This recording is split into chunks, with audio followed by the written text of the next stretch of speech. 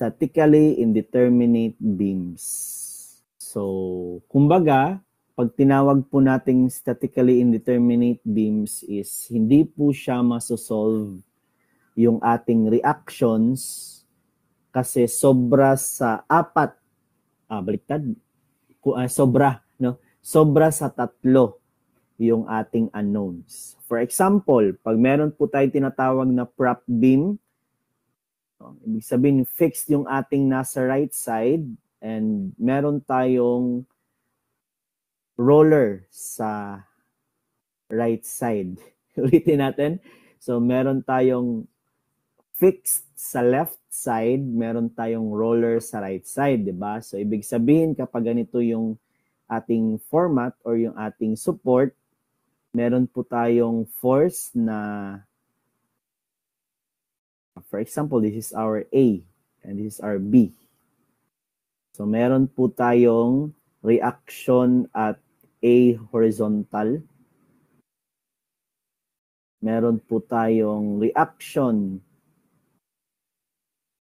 at A vertical. Then, syempre, this is a fixed support. Meron po tayong moment at A. No, tatlo. Kaya yun i-solve. Pero, meron po tayong rollers sa kabilang side. Magiging apat yung unknowns. Ibig sabihin, indeterminate na siya. Next, di ba? Indeterminate pa rin kapag sabi natin kanina, more than 3 yung unknowns. So what if bibigyan po kayo ng cantilever, ng beam na puro fixed. Fixed sa left side and fixed din sa right side. So ibig sabihin, pag fixed, same dito sa kabila, lagyan natin ng label. This is our point A. This is our point B. So we have our RAH.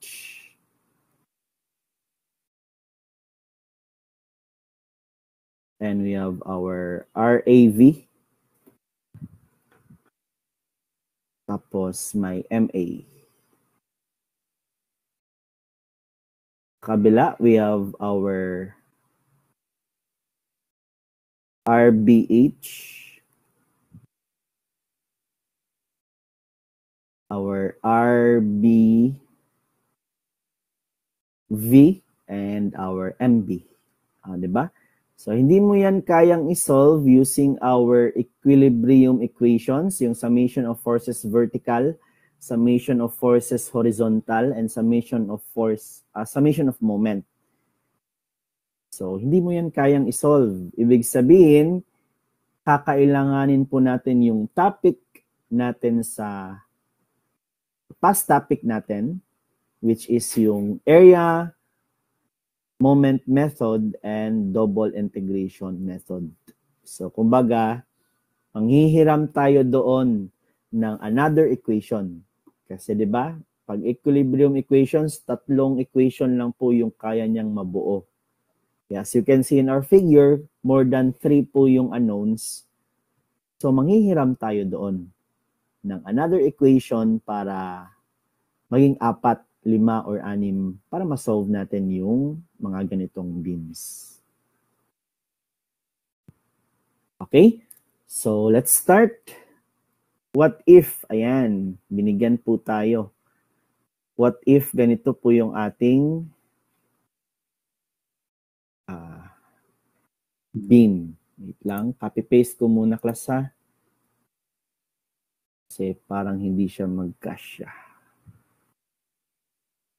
Okay, sige. Ayan. As you can see in our figure, binigyan po tayo ng prop beam. Ibig sabihin, may isang side na fixed, then may roller tayo. Or, diba? So, based on our figure din, 4 po yung unknowns dito. Pero, obvious naman din, no, na ang RAH is 0, pero kulang pa din. Sir, RAH is 0, so 3 na lang. Pwede na siyang isolve into normal lang na equilibrium equations. Hindi po. RAH h is 0, pero summation of moment horizontal is hindi mo din magagamit. So, mahuhulog pa rin to sa statically indeterminate beam. Basahin muna natin.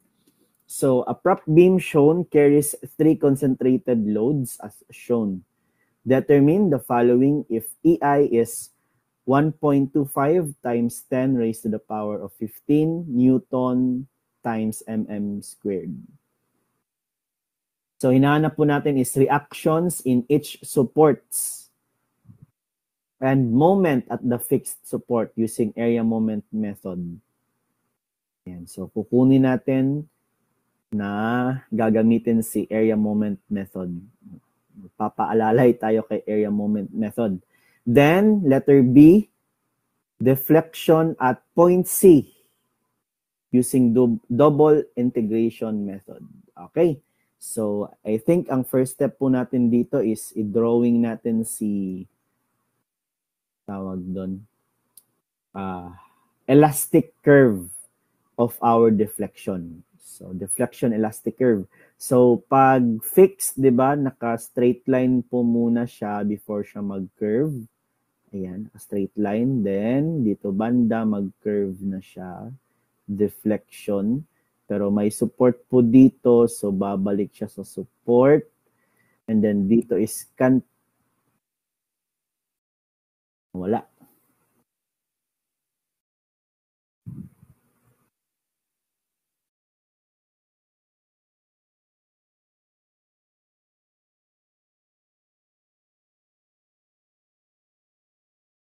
Ayan, share screen ko lang po ulit.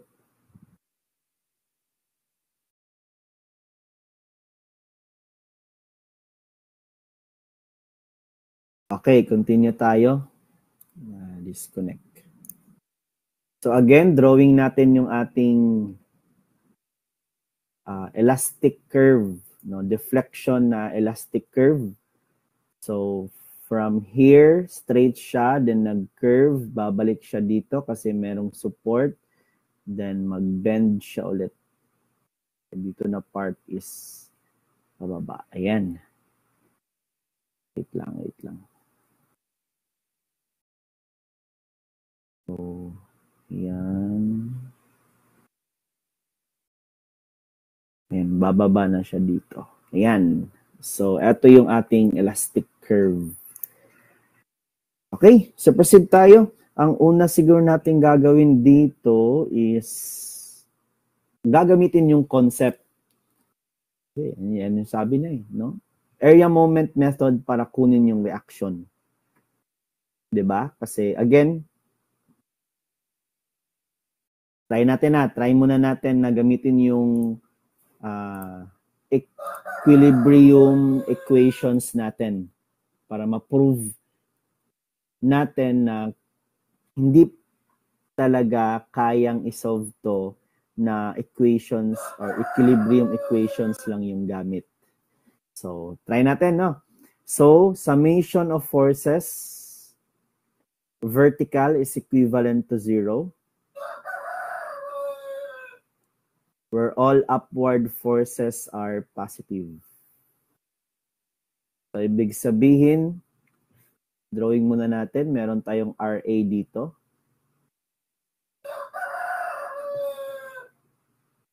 Meron tayong RB dito.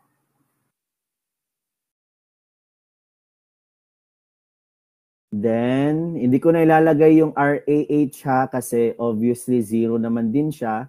Kasi wala naman din tayong force na naka-horizontal or nakatagilid, no, naka-diagonal. So, hindi ko na siya ilalagay. MA. Ayan. So, summation of forces vertical is equivalent to 0 where all upward forces are positive. So, meron po tayong positive RA plus positive RB. Then, may pababa na 30 kilonewton. So, minus 30 minus 10 minus 20 is equivalent to 0. O, paano mo yan isosolve? Dalawa yung unknown natin. Diba? So, mamaya, masasolve natin yan, pero set up pa lang to. Next. Next is summation of moment at point A is equivalent to 0, where all clockwise forces are positive. So, sa point A po tayo mag-moment. So, that is 30 positive times 2. Just correct me, class, ha, if meron akong maling masulat or ng sign convention na mali. So, 10 is also positive kasi clockwise. Okay. Times lever arm niya is 2 meters plus 2 meters, 4 meters. Plus, eto, nasa may dulo banda, 20 kilonewton times, ilan to? 2, 4, 6, 8. So, times 8. Ayan. Tapos, meron tayong RB, negative. Then, lever arm niya is 6. Then, si MA, moment at A, is positive MA. Yun lang, equals 0. So, as you can see, hindi po natin siya masosolve. Kasi, itong equation na to, dalawa yung unknown. Itong equation na to is also dalawa ang unknown. So, based din dito, nagbigay siya ng hint. Gagamit po tayo ng area moment method. So, paano siya marerelate, no? Okay, so ganito po siya. Ido-drawing ko po yung ating deviation. Color green. Ayan. So, ido-drawing ko po yung ating tangent line at point A. Same po sa example natin kanina, di ba? Kapag cantilever or kapag fixed yung ating support, before siya mag-curve, naka-straight line po muna siya. So, therefore, in this part, kasi straight line siya, yung ating deflection, yung ating tangent line is also a straight line. So, etong color green po yung ating line. And as you can see, ayan, I hope that you can see this. Ayan. Yan yung straight line natin. Pero pangit lang yung pag-straight line niya. Na, kasi napuputol-putol yung pag-detect ng pen tablet ko. Hindi ko alam kung bakit. Sige lang. Yung color green. No? So, saan tayo, kumbaga, magte-take advantage para makuha po ito? Okay? So, dito natin siya i-relate. We have point A and point B. Diba? From point A to point B, wala tayong deflection. Yun. So, at point B, because this is a support, our deflection, Gina G yung mga manok namin dito, deflection at point B is 0, di ba? Kasi support yan. Ibig sabihin, yung ating deviation din, di ba? Deviation is from our elastic curve papunta sa ating tangent line. So, i-extend ko ng bahagya. Ito, extend.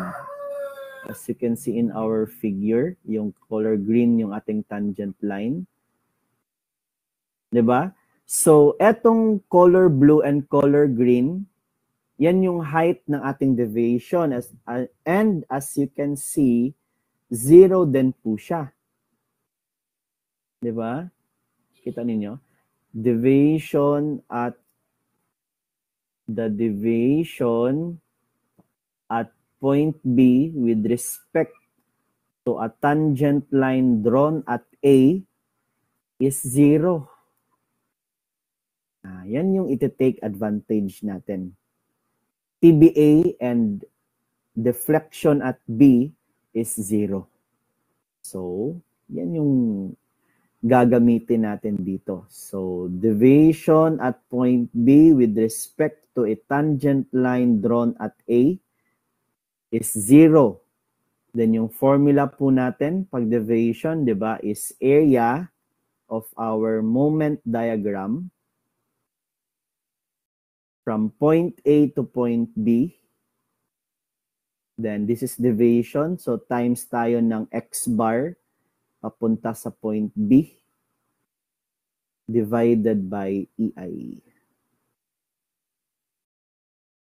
Ayan. So, dito natin, ito yung gagamitin natin para makuha yung mga reactions.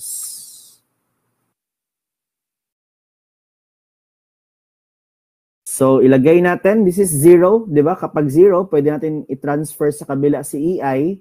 So, 0 times EI is 0. So, pwede natin i-cancel out si EI. Okay, so proceed po tayo. Siyempre, area at AB, wala pa po tayong mga diagram. Wala pa po tayong drawing ng mga forces. Ayan. So again, as I have said, kailangan po nating i-drawing yung mga moment diagram ng mga forces natin. So siguro uunahin ko po muna si RA, reaction at A. So dito ko siya, di ba maghahanap tayo ng magandang point kung saan natin siya i-respect. Dito nag-respect tayo kay point B. No? So eto, ang gagawin ko, magre-respect ako kay point A para matanggal si RA, no? So mag-moment ako kay point A. So drawing first. So matatanggal na si RA. Si 30 kilonewton na yung una kong i-drawing. Ayan, ito yung zero niya. 0. Again focus tayo kay 30 kilonewton. Then I will be respecting our point A. Kanina ang nirespect ko is point B. That's why papunta doon yung ating mga moment. Dito kay point A, so papuntang left yung ating moment. So focus tayo kay 30 kilonewton. That is a point load. Kapag point load po, yung drawing natin sa moment diagram is a triangle. Diba? So triangle. Itan ko siya ng color red. Yan. Si 30 kilonewton from here, bababa siya. Ayan. That is first degree. So, yung height. Paano kunin yung height? That is 30 times L. 2 meters. Again, saan galing? Height ng ating triangle is P times L. So, pababa yung ating 30, so negative. So, ang height po nito, class, is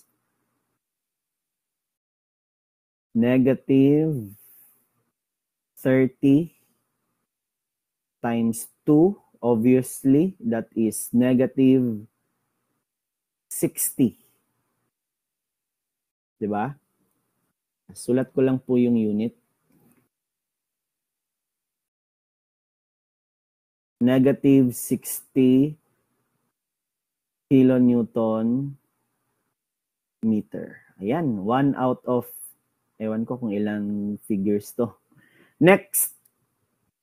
Dahan-dahanin lang natin Next. Drawing ako ulit ng baseline. 0. Ayan. So next is this one, si 10 kilonewton. So pababa pa rin siya. So from this point, i-respect po natin at point A. So eto, yung triangle. Ayan. So same pa din. Ang pagkuha ng height na to is yung point load times our lever arm. So this is negative 10.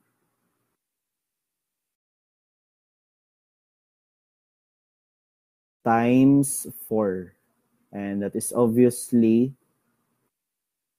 negative 40 kilonewton meter. Yan. Sino pa? Next, si RB. No, pataas. So, ibig sabihin, that's why dito ko nilagay yung 0 para masingit ko siya dito. RB is pataas. So, from this point, pa-triangle po tayo. So, for example, ito yung height niya. Uy, layo naman.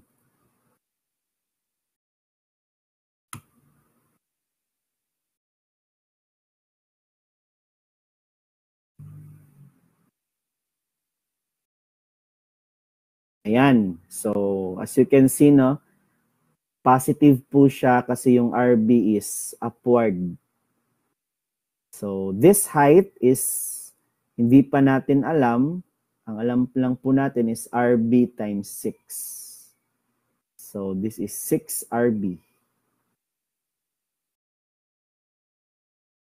Ayan. Yan lang po yung alam natin dyan kasi wala pa tayo yung value niya. Okay, next is eto, si 20 kilonewton. So, si 20 kilonewton, gawan ko muna siya ng baseline class.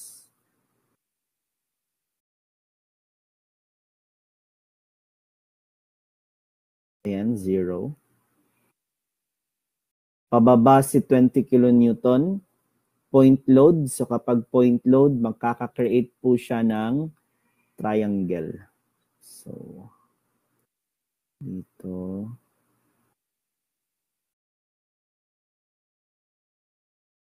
Ayan. Triangle. Pababa. Kasi pababa yung ating 20 kilonewton. So, yung height po nito, same dito sa taas, that is negative 20 times our lever arm, 2, 4, 6, 8. So, obvious naman din, negative 20 times 8 is negative 160. But just correct me if I'm wrong, baka mali yung mental math natin. Negative 160 kilonewton meter.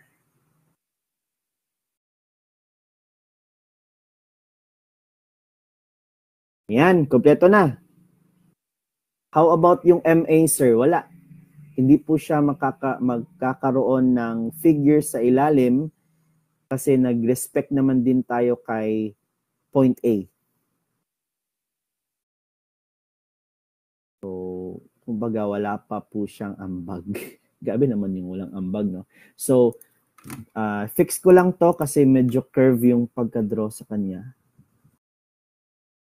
Yan, okay na yan. So, lagyan ko muna first degree, first degree, first degree. Okay, so, again, balik tayo dito. Yung hinahanap is area from point A to point B times its self na x bar. Diba? So, set up natin yung mga x bar para dire-diretso tayo mamaya pag multiply. So, etong triangle na to is 1/3. Pero papuntang point B po tayo, so 2/3, no? Ito po yung kanyang x bar. Ito, punta dito.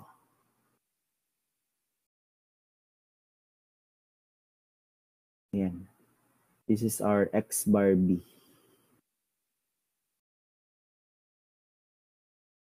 Diba? Next, ito. So, nandito yung kanyang center of gravity. So, ito po yung kanyang x bar. Punta dito. Set up lang natin para dire-diretso na tayo mamaya.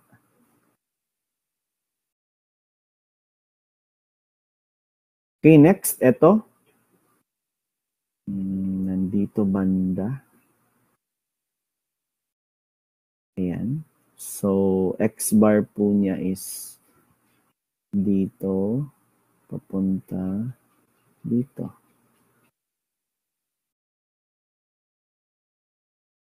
X bar.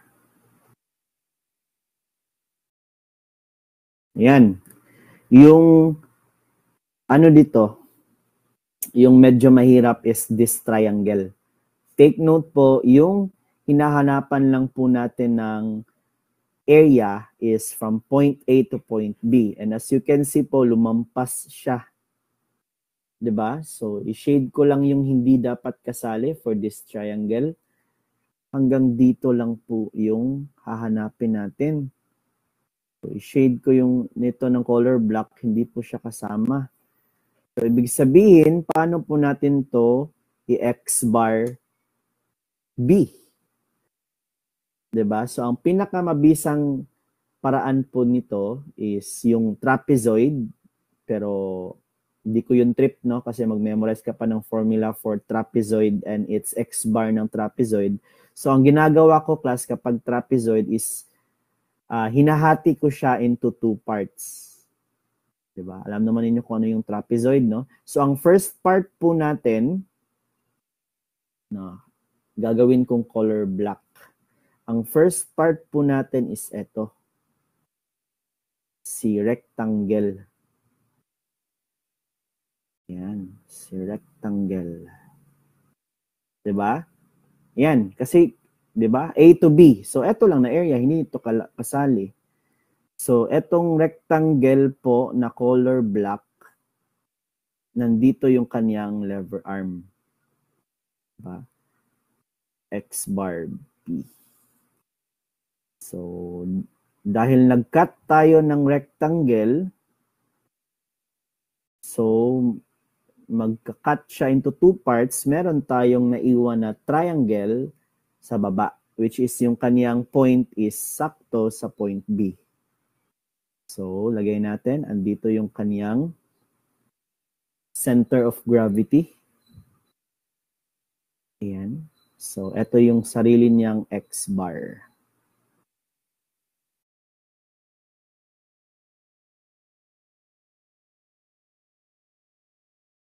Ayan. So, ilan yan?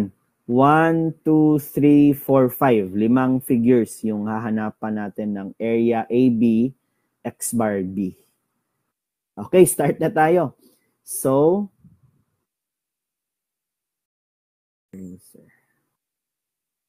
dito ko siya sa baba ilalagay. Start na tayo ha. 0 equals. Unahin muna natin tong maliit na triangle. So, area of a triangle is 1/2. Base is 2 meters. Diba? Ito, maliit 2 meters. Times height na is -60. Lever arm natin. Diba? So, this part, ito. Yung color red muna. This part is 2/3.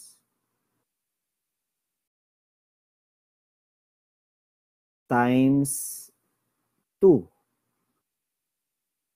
Then this part, etong naiwan is 4 meters. Kita, di ba?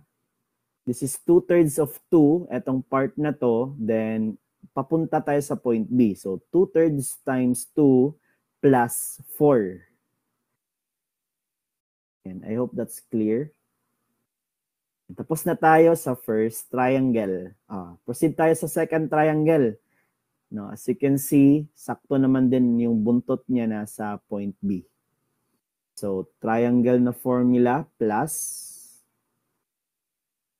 1/2 times base. Ang base natin is 6 meters. 2 plus 2 plus 2.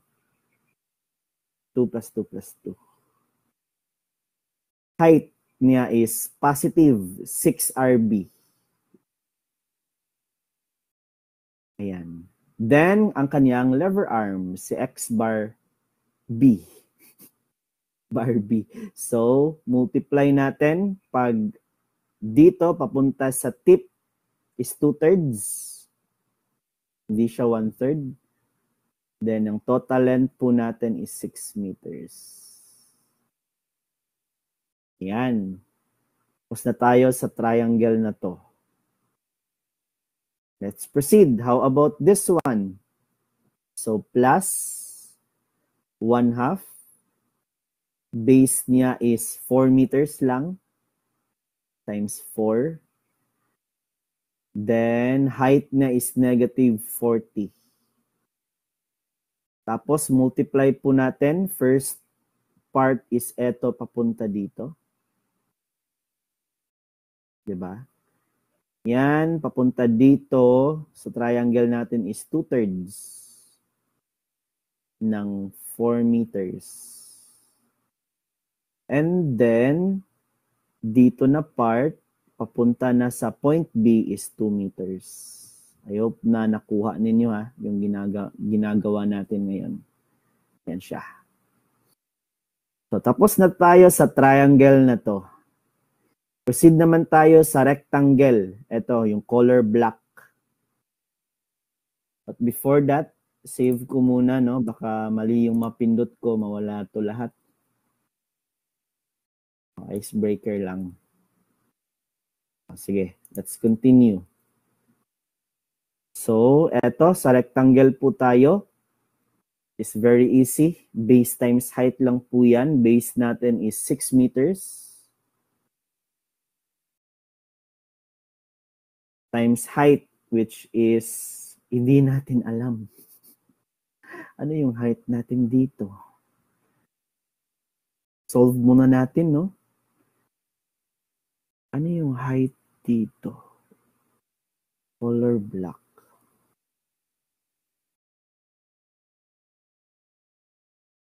Wala tayong height ni color black. Eto, wala din tayong height nito.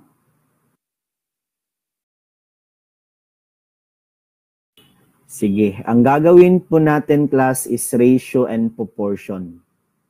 Okay? So first, again, yung 160 kilonewton meter, yung height na yan is eto, lahat sila, yung color red. Diba? So isulat natin na ratio and proportion. 160 yung ating height, no? Divided by total length ng ating triangle, itong malaki, is 8. Yung hinahanapan natin na part is ito. Itong color, ibahin ko yung color. Color green na triangle. Ito. Ito yung gagawan natin ng ratio and proportion. Color green. Yan siya. Si color green. So, ang height ni color green is hindi pa natin alam. Lagyan natin ng Y. Over, yung length ng color green is 6 meters. So, paki-calculator po, what is our Y? Yan yung height ni color green.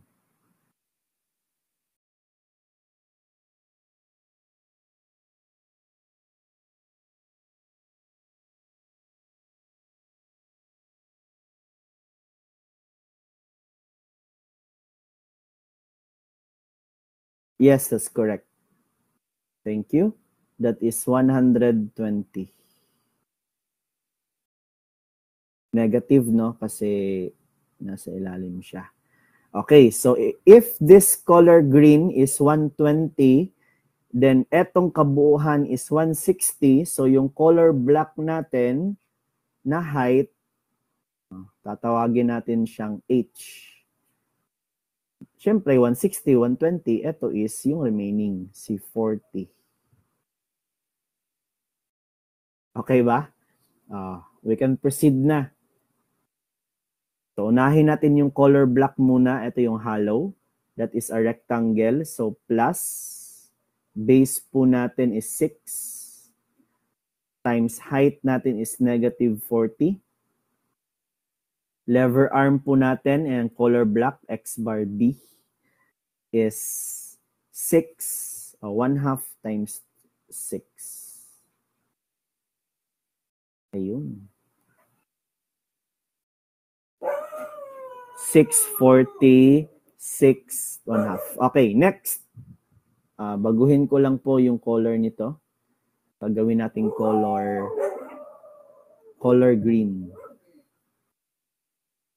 para ma-relate natin dito sa solving.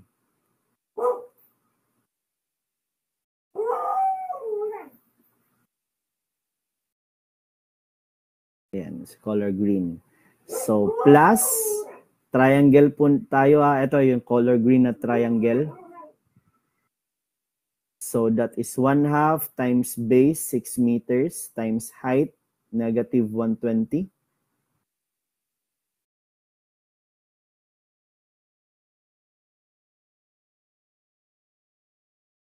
Ayan. 1/2 base times height. Then, yung x bar b natin, palagi na lang bar b, no? 2/3 times our length is 6 meters. Ayan, natapos din. Diba? Kompleto na. And as you can see, EI natin is canceled out. And as you can see, isa lang po yung ating unknown. So kapag isa lang yung unknown, isang equation, pwedeng i-shift solve. So paki-shift solve po, what is our RB? Type mo yan lahat. Then, i-equal mo sa 0. Shift solve. Lalabas si reaction at point B.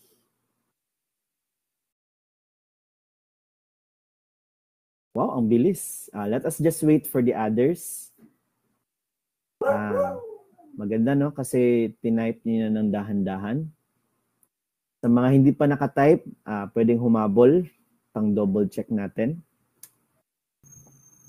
Ayan, wala nang habol. Yes, that's correct. Pwede pa ding humabol, Yung RB po natin, kapag ito is shift solve, is 39.630. 39.630 kilonewton. Yun, meron na tayong 1 point. Okay, so nag-summation of forces vertical na tayo kanina and summation of moment at point A. So isa-substitute na lang po natin dito. Ayan, paki-type x plus 39.630 minus 30 minus 10 minus 20 equals 0. Then shift solve. What is our RA?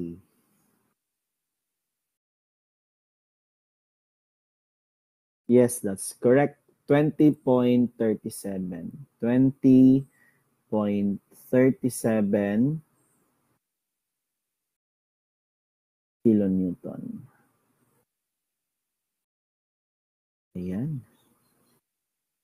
And last one, sa letter A, is our moment A. So, eto, paki-substitute pa rin. Palitan mo lang ng 39.630. So, paki-type po, 30 times 2 plus 10 times 4 plus 20 times 8 minus 39.630 times 6 plus MA or plus X equals 0. Shift solve. What is our MA?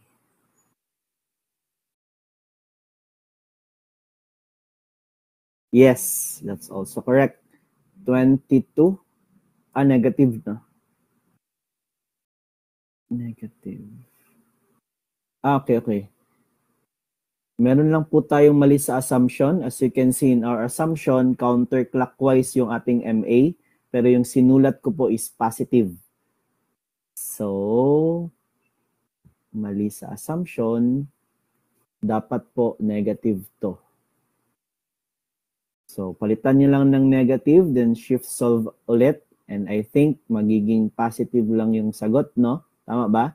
Magiging positive 22.22 kilonewton meter. Ayan, final answer.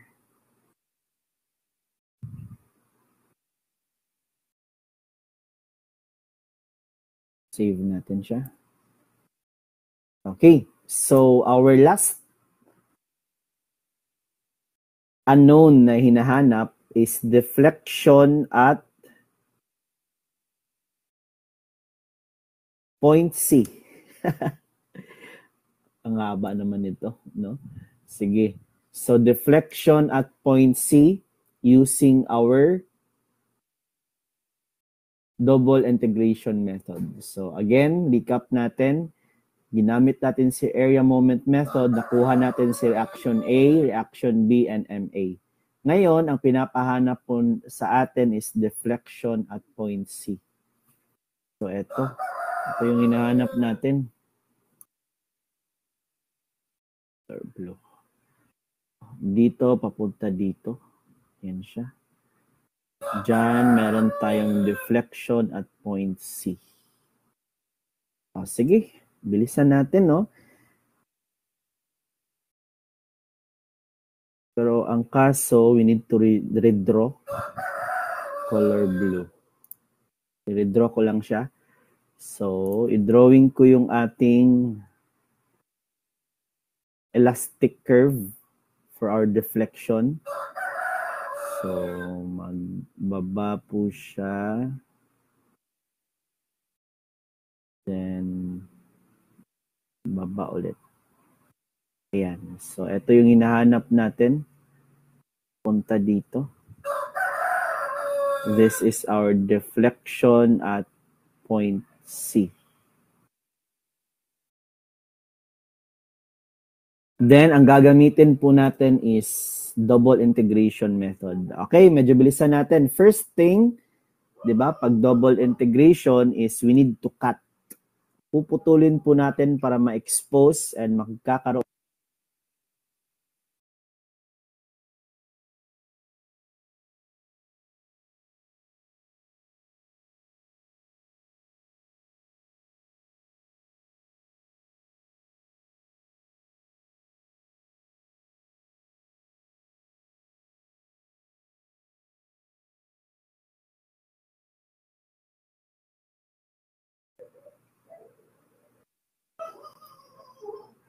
Ayan.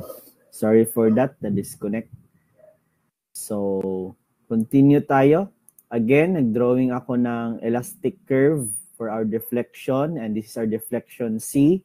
Sabi ko po na we need to cut para ma-expose yung ating mga forces, di ba? So, cut tayo dito. Punta doon. This is our section 1-1. 1-1. And then, lagyan natin ng distance.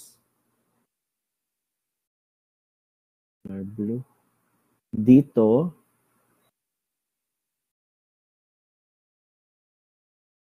ayan. Pupunta dito.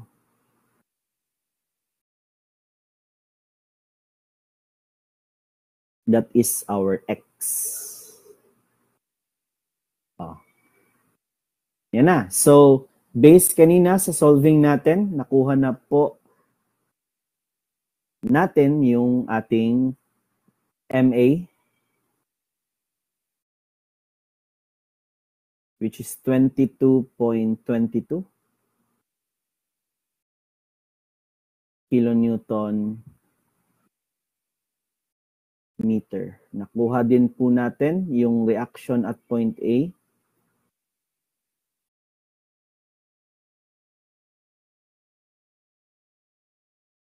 which is, hindi ko memorize, 20.37. 20.37 kilonewton. And then last is, nakuha din po natin si RB. That is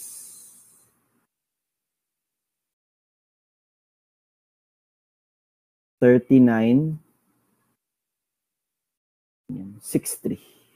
39.63 kilonewton. Okay. So, again, no? Gagamitin natin yung concept of double integration method. So, kapag double integration method, syempre ang first thing first thing that we need to do is to determine or get our reactions, which is, ayan, nakuha na natin. Second thing is, gagawa po tayo ng equation. So, nag-cut po tayo dito, papangalanan ko siyang point O. So, summation of moment at point O is equivalent to 0, where all clockwise forces are positive. So, saan na? Ito, si MA. Nahin natin si MA.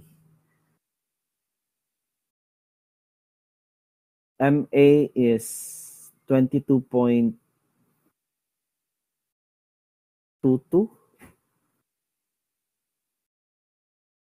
Diba?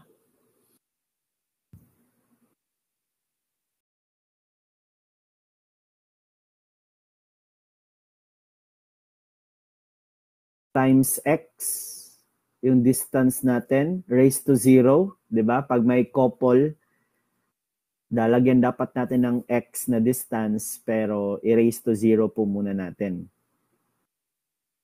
Next, si RA, 20.37. So, positive po siya. Si 22 is negative, no? Ayan, negative. Lagyan ko ng negative. Positive 20.37. Distance po niya is X. Yan lang. Proceed tayo. Si 30 kilonewton is negative kasi counterclockwise. Distance po niya is X minus 2. Sino pa? Si 10. 10 kilonewton minus 10 times X minus 4.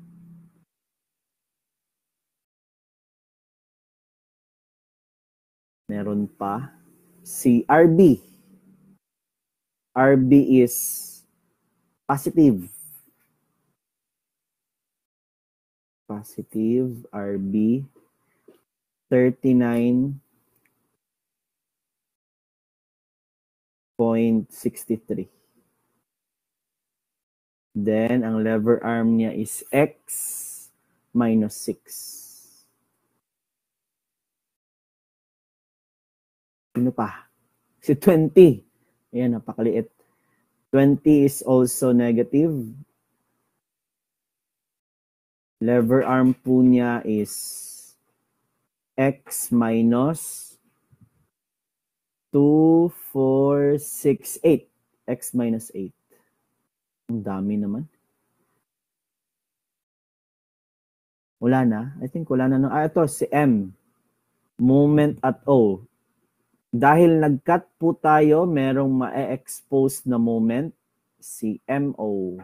Or M na lang. So, si M is negative M equals 0. Ayan. So, ilagay po natin siya.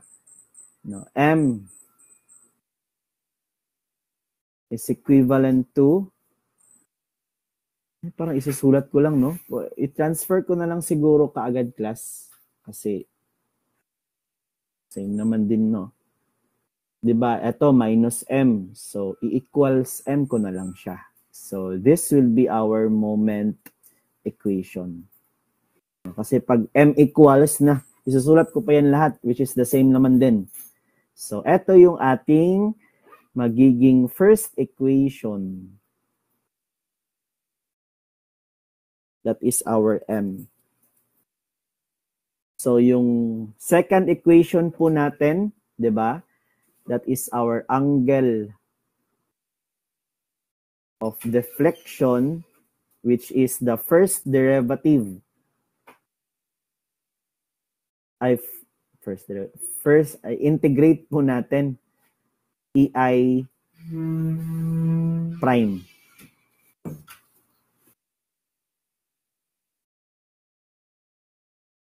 EI Y prime? Y prime ba yun? EI, ang M is EI Y double prime. 'Di ba? Ang angle is EI Y prime. Ayan. So, natanggalan ng isang prime kasi i-integrate po natin to. Sige, integrate natin ha. First one is this one. Integrate mo siya, magiging 22.22 times x. 'Di ba? Yung formula natin sa integration, ano yun? Integration of CUN is equivalent to dx pa pala. C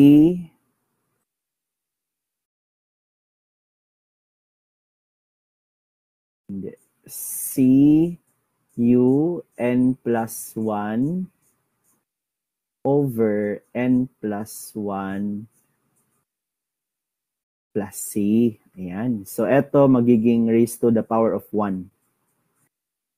So, proceed tayo. How about this one? Magiging 20.37. Then, x 1 plus 1 is 2 divided by 2. Continue lang tayo. Ito, minus 30.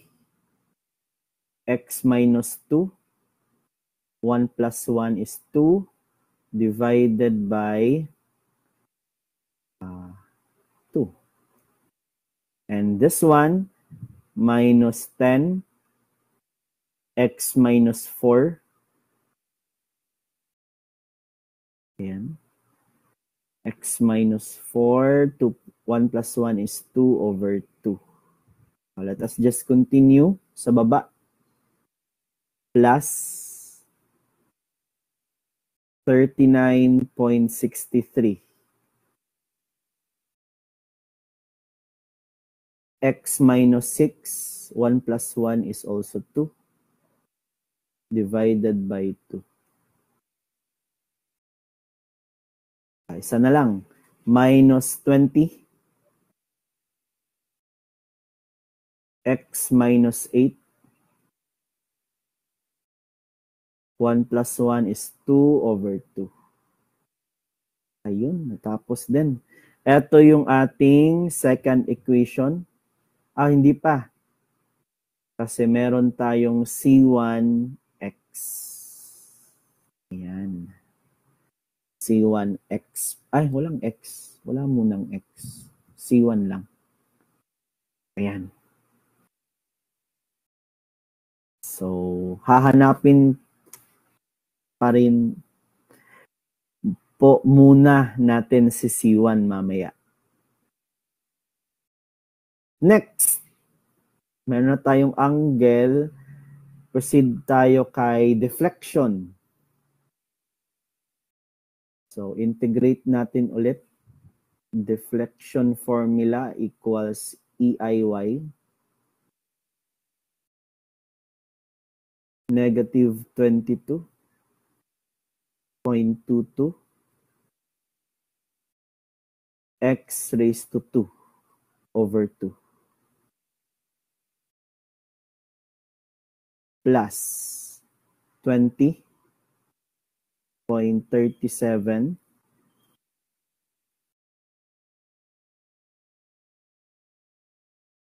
x 2 plus 1 is 3 over 3 times 2 is 6 minus 30. Same pa rin. X minus 2. 2 plus 1 is 3. Sa baba is 2 times 3 is 6. Minus 10. X minus 4. 2 plus 1 is 3 over 6. Plus 39.63 x minus 6. 2 plus 1 is 3. 2 times 3 is 6. Last, may C1 pa, no? 20 x minus 8. 2 plus 1 is 3 over 2 times 3 is 6 plus C1 x plus C2. Ay, sa wakas natapos din. Okay, so next is boundary conditions. Save ko muna ha. Standby yung calculator ninyo. Malapit na natin yung magamit. Okay, so boundary condition. Type ko na lang siguro. Ayan, boundary condition. So, apply po natin para makuha si C1 and C2. First boundary condition po natin is at x is equivalent to 0, yung ating deflection po is also 0. Y is equivalent to 0. So, substitute natin, no? Substitute kay deflection. So, makukuha natin si C2 equals, diba? So, ibig sabihin nito, papalitan po daw natin lahat ng x into 0. Diba? Pag 0 siya, eto 0 din. Eto 0 din, cancel out. 0 din to, cancel out. This is also 0, cancel out. 0 din to, cancel out. 0, cancel out. So, therefore, we can conclude C2 is equivalent to 0. Diba? Obvious naman din. Pero not all the time, class ha, C2 is 0. May mga instances na magkakaroon ng value si C2. Pero depende, no? Medyo rare din siya na mangyari. Pero meron, yes, na mga pagkakataon na merong value si C2. Pero dito, 0 siya. So, next boundary condition natin at x is equivalent to 6. No, 6 meters, andito banda. Yung y po natin is 0. Wala po tayong deflection dyan kasi may support. So, substitute natin at our deflection formula.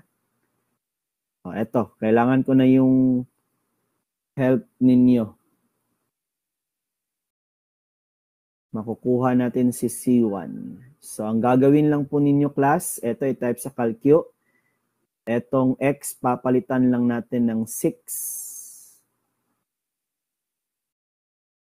6. 6.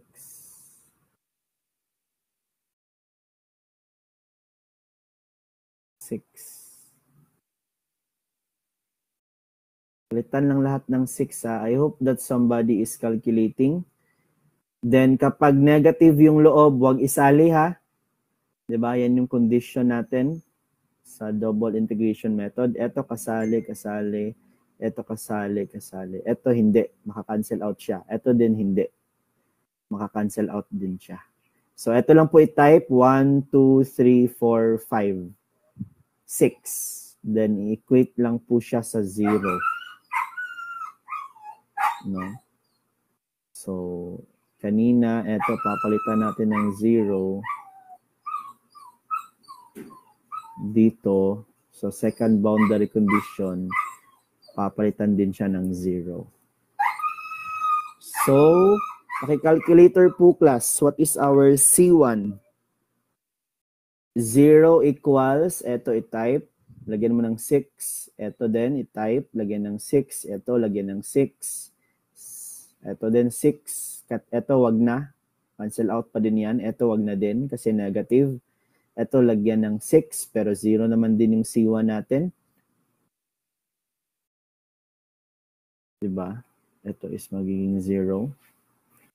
Then X, then shift solve. Yes, how about the others? Pang-confirm lang po sa sagot. Yes, that's correct. Pwedeng humabol ah. So, pag shift solve po yan, ang lalabas is 0.00444. And as you can see, maliit masyado. 0.00444. So, ibig sabihin, pwede na din niyang i-consider na C1 is also 0. No? Maliit na yan masyado. Napakaliit na yan. So, hindi na yan siya makaka-apekto. So, C1 is 0. Okay, last na. Last. So, last part po natin, no? At letter B. Kulay yung gagamitin ko dito. Yung ito, color violet. So, at color B, letter B, at deflection kasi at point C yung hinahanap. So, si point C is 2468.8.5. At X is equivalent to 8.5.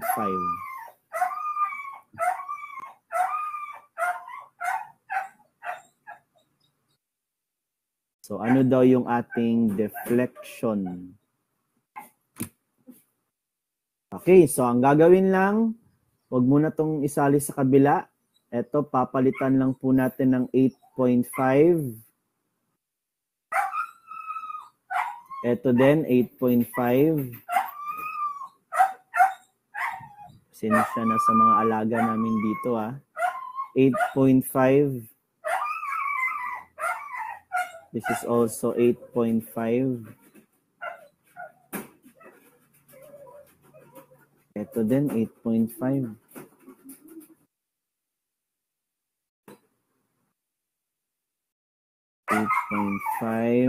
Ito, 0 naman din siya, no? Sige lang. Lagyan mo lang ng 8.5. Then C2 and C1 is 0. Pasensya na, napakaingay ng aso naman dito. May manok, mayroon ding aso. Sige lang, last naman din po ito.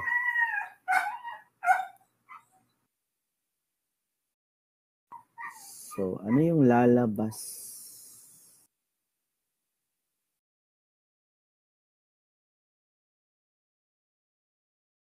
Over EI lang muna.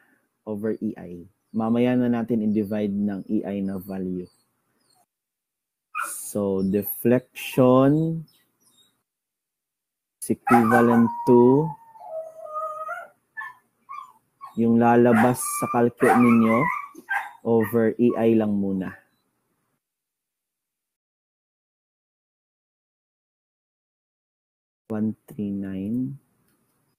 .54. Hindi ko din alam.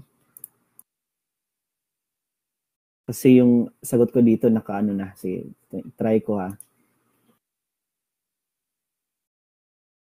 54. 139.957. But if i-divide ko yan ng 1.25 minus 10 raised to negative 6 minus 6.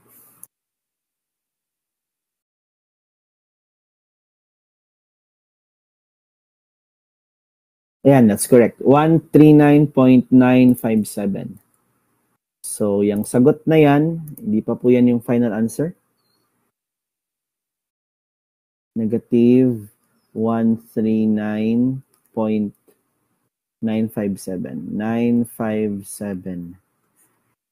So, etong sagot na to is naka-kilonewton meter.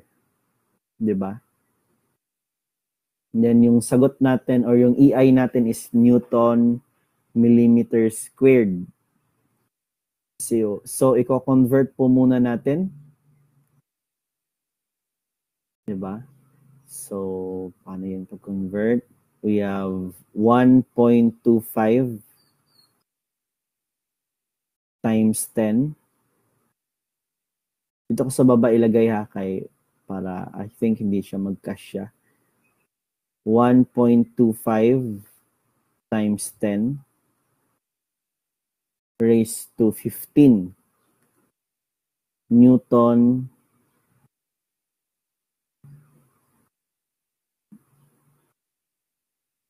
mm squared. Etong sa taas na lang siguro yung convert para mm kaagad yung sagot natin. Dito sa taas, yung unit po natin is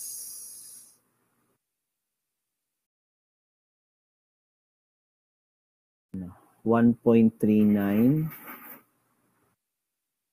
negative 1.39 negative 139.957. Anong unit nito, class? Kilonewton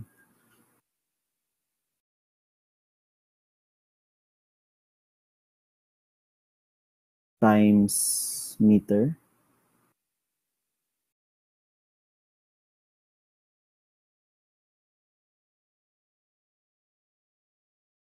Kilonewton meter,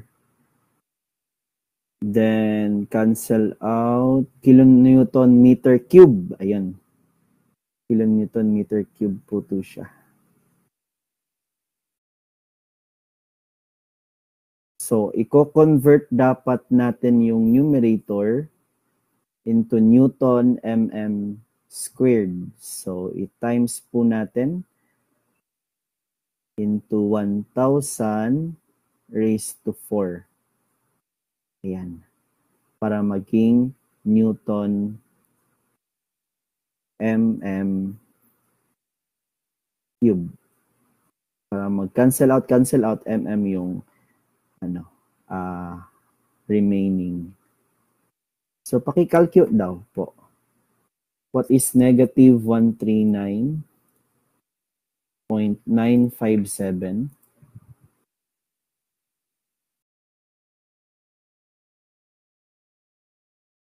times 1,000 raised to 4 divided by 1.25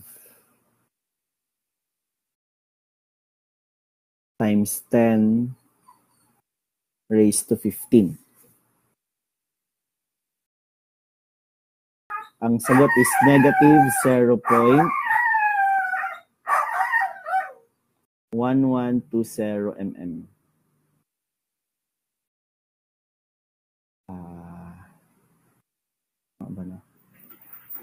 Okay. So, this is our final answer.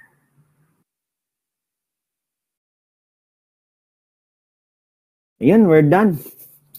So again, thank you so much, class, for attending our session for today.